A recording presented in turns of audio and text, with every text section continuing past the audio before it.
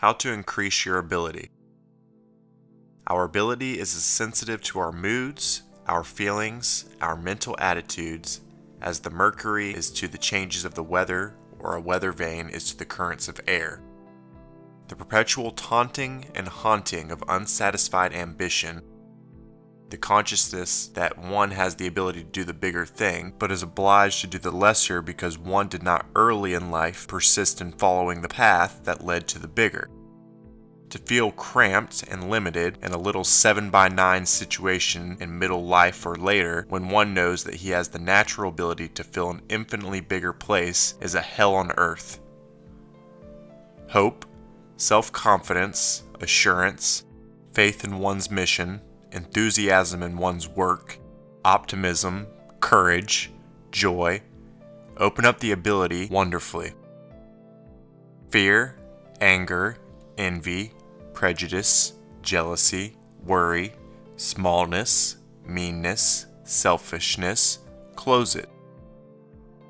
Happiness in our work, the consciousness that we are doing our best, looking our best, and making a good impression on others, these are tremendous enlargers of the ability because they increase one's self-respect and self-appreciation.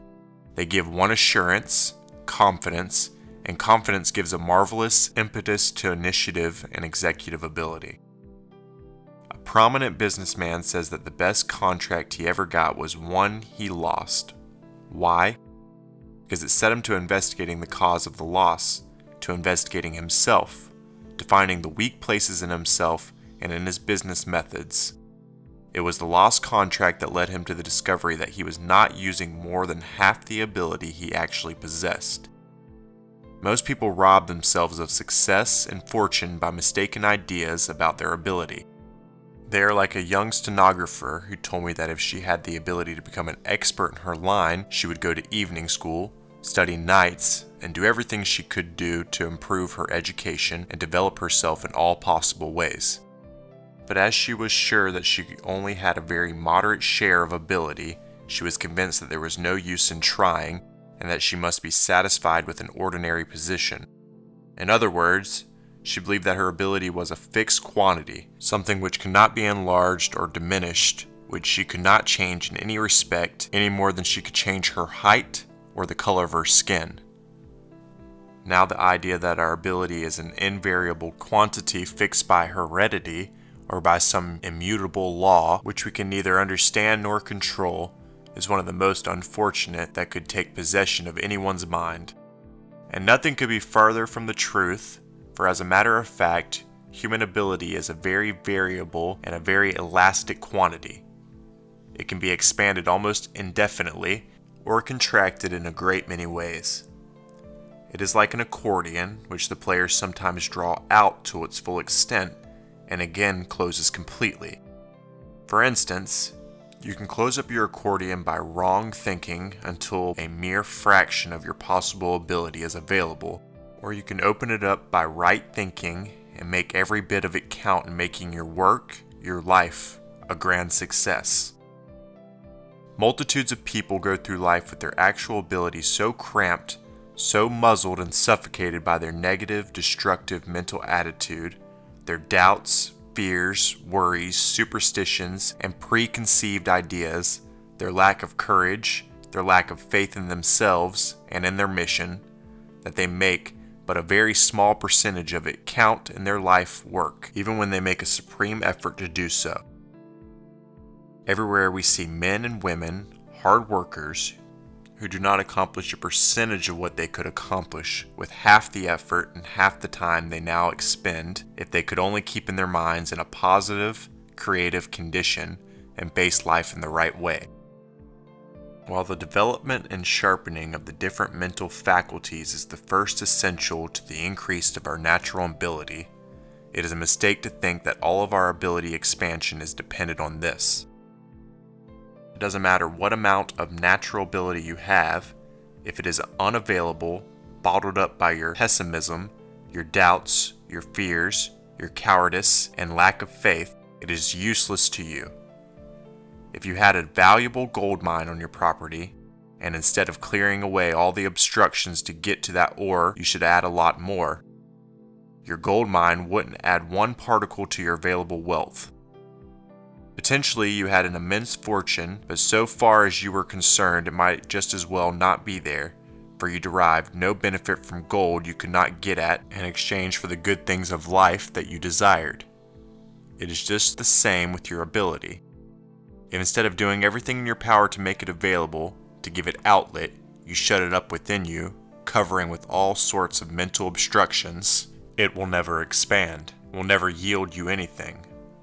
Many of us think if we only had some other person's talent or opportunities, if we only had the advantages of some other fellows near us, if only we were superbly equipped with the faculties for our particular work, that we would do wonderful things. Now, the Creator never sent anyone into this world without equipping him with just the tools required for the job he meant him to do, the job which he qualified him in every respect to do. He didn't sharpen the tools for us, because if he had done that, he would have deprived us of the very thing that is designed for our expansion and growth.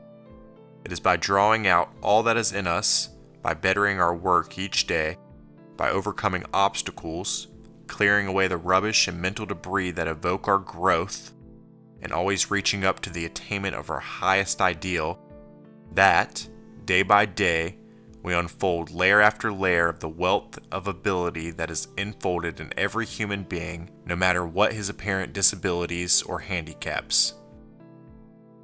Helen Keller is, perhaps, one of the most remarkable examples the world has ever seen of the power of the determined soul to overcome everything that stands in the way of its complete development.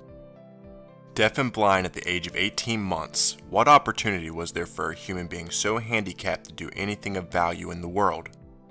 To become anything other than despair to herself, a hopeless, helpless burden on her relatives. Yet out of her world of darkness, the indomitable spirit within evolved a being of such remarkable ability and power that there are few today who are rendering great service to humanity that this woman who, apparently, at the outset of life, was hopelessly handicapped. She is a wonderful illustration of the truth that there is no limit to man's development and no insuperable obstacles to his development except those he himself puts in his way. The eagle is the mightiest and most powerful of all the feathered tribe. It can fly higher and remain longer on the wing than any other bird. Yet if this monarch of the air was held captive, tied by one of its feet to a huge ball or heavy weight, it could not fly as high as a barnyard fowl. No matter how strong its natural instincts to soar into the heavens, it could not move from the earth. Now, like the eagle, man was made to fly high, to do great things, but multitudes of people spend their lives doing little things instead of the big things they are capable of doing because of something which changed their ability and holds them down in an inferior position. There is a vast amount of unproductive ability in the great failure army today, which was never given an opportunity to fulfill the purpose for which the Creator meant it. Some of the most pitiable instances of spoiled lives I know of are those of men and women of middle age who really have the ability to do something large and grand, but who have failed to do so because of their unwillingness to make sacrifices in youth for the sake of their ambition. Love of ease enchained their faculties and held them prisoner until their ambitions died and they lost even their desire to fly. Some people are tied down by bad physical or mental habits, which make it impossible for them to put their best selves into their work. There is a constant leakage of energy and vital force resulting from preventable causes, which hinders their progress at every step and makes their ability unavailable. Others are held down by character traits of disposition which handicapped all their success qualities and neutralized their efforts to advance. A quick temper, a jealous, envious disposition, lack of faith and self-confidence, vacillation, bashfulness, timidity, carelessness, inaccuracy, and a host of other faults and weaknesses seriously hamper the development of their ability and act like weights in holding them down when they are eager to go up higher. Whatever causes inharmony in the mind robs us of power and hinders our advancement. If you would gain control of all your resources and increase your ability to avoid, as you would poison everything that tends to make you negative, worry, anxiety, jealousy, envy, fear, cowardice, the whole family of depressing, despondent thoughts, they are all confessions of weakness and may be summed up as a power destroyer. Every fit of the blues, every unhappy thought, every feeling of discouragement, of despondency, every doubt, every fear is a crippler of ability. In other words, our ability is extremely sensitive to our moods, to our mental condition generally. When we don't feel like it, when we are out of sorts, when for one reason or another we feel blue, discouraged, despondent, full of doubt and anxiety, our ability is very much contracted. On the other hand, when our minds are harmonious, not anxious or worried about anything, it is enormously expanded. That is, all the positive, uplifting, encouraging, cheerful emotions and feelings expand or increase our ability, while all of the negative, depressing, discouraging, gloomy ones contract or lessen it. This shows that after we have done everything in our power to increase our ability by education, by training for our special work, by sharpening and improving our natural gifts and faculties in every possible way, we can yet so contract or expand it by our mental attitude that it is safe to say 9/10 of its availability depends upon our state of mind at any given time. We all know how it is enlarged by sublime self-confidence, an unwavering faith, and how it is contracted by the lack of faith in ourselves, by self-depreciation, by timidity, and lack of courage. You know how much bigger a man you are, how much more capable of planning and doing things, when your courage is up and you believe in yourself, than when you are blue and discouraged. You know from experience that your consciousness of ability expands so you feel as though you could tackle almost anything.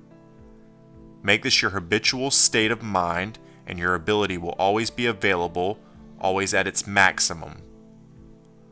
On the other hand, hold a poor opinion of yourself, refuse to assume responsibility, always berate yourself and belittle your powers, and if you had the natural ability of a Plato, you would never amount to anything. This sort of mental attitude holds down more real abilities, keeping more deserving merit in mediocre positions than perhaps any other handicap in the gamut of human disabilities. Multitudes who have excellent mental endowments and splendid traits of character remain practically nobodies all their lives because of timidity, a sense of inferiority, a doubting, self-deprecating attitude towards themselves. Others with half their natural ability forge ahead, make fortunes, attain places of power and influence while they remain in poverty and obscurity. Everywhere in life, the timid, retiring, self-effacing man is placed at a tremendous disadvantage, mentally, socially, and in a business and professional way. People may be sorry for him, they may pity him, and his friends may say he has great ability and splendid traits of character, but this is not enough. Lacking self-confidence, push, assurance, the courage to demonstrate his ability to the world, he will not win out in anything in a large way. His mean opinion of himself will neutralize a large percentage of his real ability. Every man has more ability than he thinks he has, more than he ever uses ordinarily. Under the impulse of a strong motive, a new stimulus to exertion, or having a great responsibility thrust upon us, being put in a situation where we must either sink or swim, there isn't one among us that wouldn't respond to the demand and unfold an amount of ability which we never before dreamed we possessed. Some men's ability lies so deep that they are never at their best except in a great crisis. Then the giant in them is unshackled, and great powers, of which they themselves were ignorant, are unlocked within them. Responsibility is a great ability developer. We often see a good example of this when a young man is taken into partnership in a large concern. His initiative, his executive force, his courage, all the ability expanding qualities are so strengthened by the stimulus of his promotion that he goes ahead and does things that he did not dream he could ever accomplish when he was an employee. Now, taking him into partnership did not add to his latent ability at all, but it gave him more confidence in himself.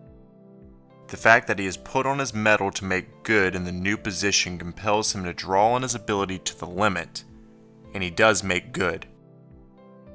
Never sidestep a responsibility. It is throwing away an opportunity to enlarge your ability. If Edison should invent an instrument by means of which it would be possible for men and women to increase their natural ability 50%, there is no price we would not be willing to pay for such an instrument. Yet there isn't a man or woman, a boy or girl, living today who can't do this by right thinking, facing life the right way, and using the opportunities that are at hand. Right where you are, no matter what your environment, whatever your disadvantage or handicaps, you have enough ability to make you a success in whatever you desire to do, to lift you out of lack and poverty and make you a millionaire. Expand your ability, do everything that will enable you to stretch your accordion to its limit, and you will be amazed at what you can accomplish.